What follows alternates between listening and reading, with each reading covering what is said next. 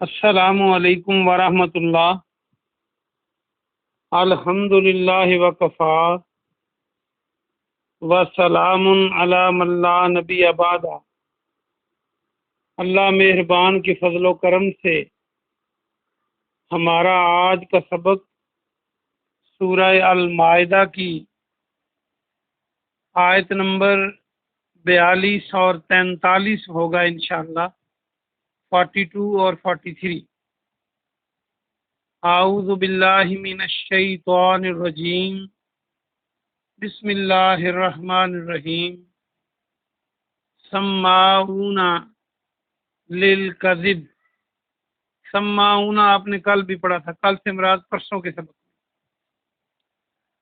سماعون کان لگانے والے ہیں، خوب کان لگانے والے ہیں، خوب سننے والے ہیں۔ میں نے بتایا تھا کہ سین میم عین ہے تو سماعت اردو کا لفظ یاد رکھیں، اور یہ جو شد ہے سماعون یہ سٹریس کے لیے ہے، تاکید کے لیے۔ کذب جھوٹ کو کہتے ہیں، یہ بھی آپ پڑھ چکے ہیں۔ اکالون بہت کھانے والے ہیں، یہ بھی وہی ہے، شد تاکید کے لیے ہے، اور یہ آپ کئی بار پڑھ چکے ہیں۔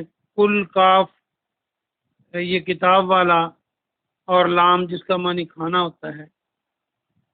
عام طور پہ اب تو یہ اردو جیسا لفظ ہم نے بنا دیا ہے استعمال کر کر کے، کلو وشربو، کھاؤ اور پیو۔ یہ عام طور پہ محفلوں میں بولا جاتا ہے۔ تو اکالونا بہت کھانے والے ہیں، لسوہت لام کا معنی کو، سوہت سوہت کے معنی حرام، حرام کو بہت کھانے والے۔ اچھا، یہ جو سوہت ہے سین ہا تا، اس کے کئی معنی ہیں۔ ایک معنی سوہت کا ہوتا ہے چھلکا، کسی بھی سبزی کا، پھل کا چھلکا،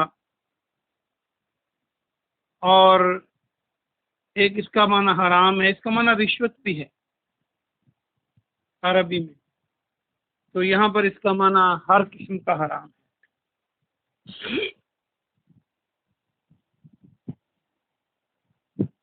کیونکہ حرام بھی کوئی اچھی کمائی نہیں ہوتا، اور جب چھلکا اتر جائے کسی پھل سے تو پھل بھی ننگا ہو جاتا ہے، اس کی وہ ویلیو نہیں رہتی جو چھلکے کے ساتھ ہوتی ہے۔ تو اس کانٹیکسٹ میں اس کو یاد رکھا جا سکتا ہے۔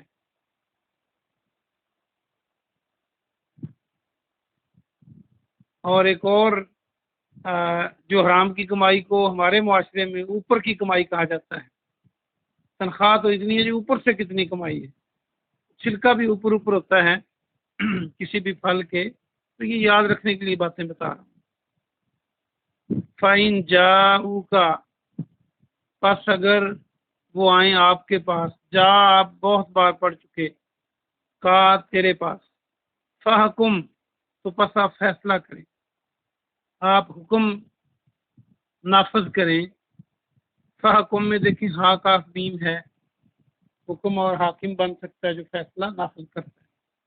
بینہم ان کے درمیان، او یا عارض اعراض فرمائیں، یا اعراض کر لیں یعنی نہ کریں، انہم ان سے، وَإِن اور اگر، تو رز آپ اعراض کریں، تا کا معنی تو، اگر آپ اعراض کریں انہم ان سے، فَلَن يَضُرُّوكَ فلن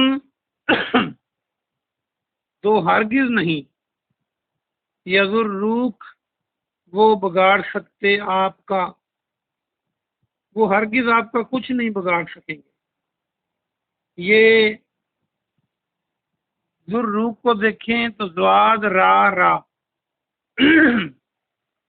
ضرر ہم کہتے ہیں تکلیف کو اردو میں، یا مضر بھی کہتے ہیں، مضر صحت جیسے ہم بولتے ہیں، نقصان پہنچانے والی چیزیں صحت کو، شیعہ کچھ بھی۔ وَإِنْ حَكَمْتَ اور اگر آپ فیصلہ کریں، وہی ہا کاف میم روٹ ورڈ ہے، فَحْكُم تو پس فیصلہ کریں، بینہم ان کے درمیان بالقسط انصاف سے۔ ان اللہ بے شک اللہ یحب المقسطین پسند کرتا ہے، محبت کرتا ہے انصاف کرنے والوں کو۔ تو 42 نمبر دیکھیں آیت کا۔ اب ہم اس کا با محاورہ ترجمہ دیکھتے ہیں۔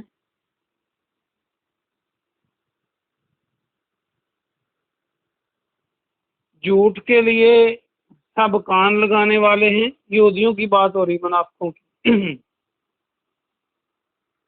اور حرام، بہت حرام کھانے والے۔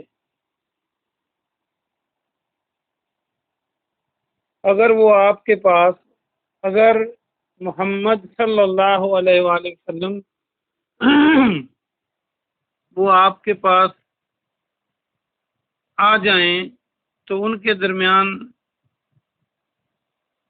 فیصلہ کر دیں یا اعراض کریں، یعنی اگر وہ فیصلہ لے کے آتے ہیں، یہ آپ کی مرضی ہے، فیصلہ کریں یا اعراض کر دیں، نہ کریں۔ اور اگر آپ اعراض کریں گے تو وہ آپ کا کچھ نہیں بگاڑ سکتے، اور اگر آپ فیصلہ کریں تو آپ ان کے درمیان انصاف سے فیصلہ کریں۔ بے شک اللہ انصاف کرنے والوں کو بہت پسند کرتا ہے، انصاف کرنے والوں کو پسند کرتا ہے۔ وکیفا، اور کیسے اور کیوں کر، یحکمون کا، وہ آپ سے فیصلہ کرائیں گے، یا کہ منی وہ آخری کا جو ضمیر ہے تجھ سے، اور وہی روٹ ورڈ ہے ہا کاف میم، اور واو الف بھی تھا، آگے ضمیر لگانے کی وجہ سے گرا دیا گیا، تو یہ جمع کی علامت۔ وَعِندَهُمُ التَّوْرَاۃ، اور عندہم ان کے پاس تورات ہے، تورات اللہ کی نازل کردہ کتاب، فیہا اس میں حکم اللہ، اللہ کا حکم ہے، ثم پھر یتولون، وہ منہ پھیر لیتے ہیں، یہ آپ نے بڑی بار پڑھا ہے منہ پھیرنا، من بعد ذالک، اس کے بعد، وما، اور نہیں، اولئک وہ لوگ، بالمؤمنین ایمان والے۔ دونوں آیتیں پوری ہوئیں اور یہاں پر رکوع بھی ہو گیا۔ آئیے ہم اس کا با محاورہ ترجمہ دیکھیں۔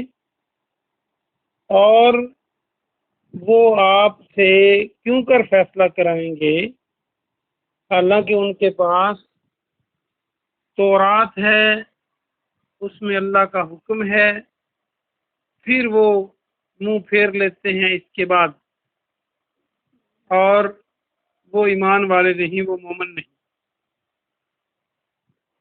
آئیے ہم اس کی مختصر تفسیر دیکھتے ہیں۔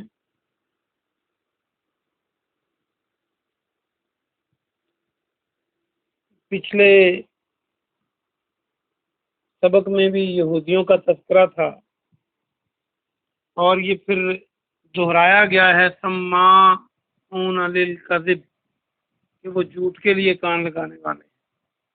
جو جھوٹا آدمی ہوتا ہے، آپ کو پتہ ہے کہ وہ، اس کو جھوٹ ہی اچھا لگتا ہے اور اسی کی ٹو میں رہتا ہے۔ کہ پہلے اس کی بات ہو چکی کہ وہ مسلمانوں کی محفلوں میں آ کے کچھ سن سنا کے جھوٹ ملا کے وہ جا کے بتاتے تھے، اور دوسرا وہ اپنی کتاب میں بھی جھوٹ ملا دیتے تھے، اور آگے یہ ہے کہ وہ حرام کھانے والے ہیں بہت۔ یہ اصل میں ان کے علماء کی بات ہی ہے، جو کتاب کے فیصلے، تورات کے فیصلے چھپا لیتے تھے یا اس میں تبدیلی کر دیتے تھے، اور اس کے بدلے میں مال کھاتے تھے، جو بھی وہ اس کے بدلے میں وہ کسی بھی شکل میں ہو، کوئی رعایت ہو، کوئی خدمت ہو، یا مال و دولت ہو، وہ سارے کا سارا حرام ہے۔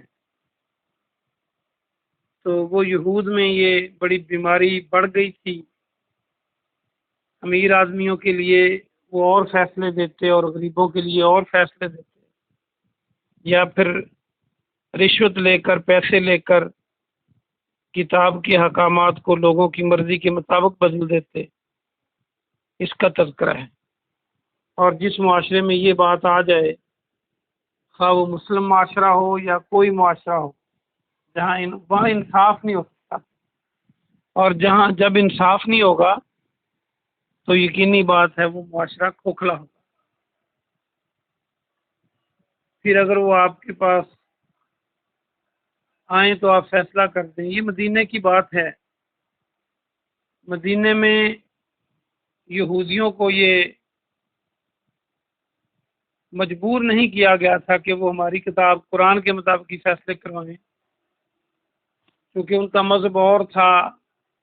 اسلام جو ہے وہ دوسرے مذاہب کا خیال بھی رکھتا ہے، تو انہیں یہ تھا کہ آپ چاہیں تو اپنی کتاب سے فیصلے خود کریں یا پھر رسول اللہ صلی اللہ علیہ وسلم کے پاس آ جائیں۔ اور وہ کرتے کیا تھے؟ جو فیصلے ان کی کتاب میں سخت ہوتے اور علماء کو کوئی کھانے کے لیے چیزیں مل جاتی، رشوت مل جاتی،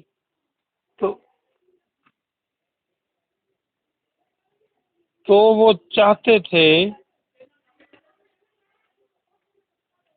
کہ ہم پھر اس طرح کریں کہ یہ فیصلے محمد رسول اللہ صلی اللہ علیہ وسلم کے پاس لے جائیں، شاید ان کے مذہب میں کوئی رعایت ہو، اور اگر وہ رعایت والا فیصلہ دیں تو لے لو، اور اگر وہ ہمارے والا دیں تو نہ لو۔ یہ ان کا رویہ تھا۔ ان آیات کا شان نزول بھی یہ ہے کہ یہود کے ایک معزز قبیلے کے ایک مرد اور عورت جو شادی شدہ تھے، ان میں ناجائز تعلقات ثابت ہوئے، زنا ثابت ہوا، تو انہوں نے اپنے علماء سے جب کہا تو علماء نے سخت فیصلہ سنایا جو تورات میں تھا۔ کیا فیصلہ تھا؟ کہ سنسار کیا جائے، پتھر مار مار کے ہلاک کیا جائے۔ اب رعایت کے لیے انہوں نے یہ ڈھونگ رچایا اور یہ ہیلا نکالا کہ محمد رسول اللہ صلی اللہ علیہ وسلم سے جا کے فیصلہ کرواتے ہیں۔ وہ آپ کے پاس ہے، صحیح بخاری میں یہ حدیث ہے۔ تو آپ نے انہیں قسم دے کے کہا کہ آپ بتائیں کہ تورات میں اس کا کیا فیصلہ ہے؟ تو انہوں نے، ایک روایت میں آتا ہے کہ وہ تورات منگوائی گئی اور اس آیت پر انہوں نے ہاتھ رکھ لیا جس پر یہ سنسار کا تھا۔ تو جب ابی بن کعب جو تھے، ان کے کہنے پر جب ہاتھ اٹھوایا گیا تو وہ نیچے فیصلہ نکلا، تو رسول اللہ صلی اللہ علیہ وسلم نے بھی فرمایا کہ شریعت محمدی میں بھی یہی ہے۔ تو اب ان کو کے پاس جواز نہ رہا کہ تورات میں بھی یہی ہے، حالانکہ پہلے وہ جھوٹ بول رہے تھے۔ تو یہ تذکرہ ہے کہ وہ امیروں کے لیے یا اپنی مرضی کے لیے اللہ کے احکامات کو چھپاتے تھے اور آپ کے پاس آتے تھے، اور آپ کو پھر اللہ نے اختیار دیا کہ آپ چاہیں تو فیصلہ کر دیں، نہ چاہیں تو انہیں کہیں جاؤ اپنی کتاب کے مطابق کرو، اور اگر آپ فیصلہ نہیں کریں گے تو آپ کا کچھ بگاڑ نہیں سکتے، اور اگر آپ فیصلہ کریں تو پھر انصاف سے کریں، کیونکہ اللہ پاک انصاف کرنے والوں کو پسند کرتا ہے۔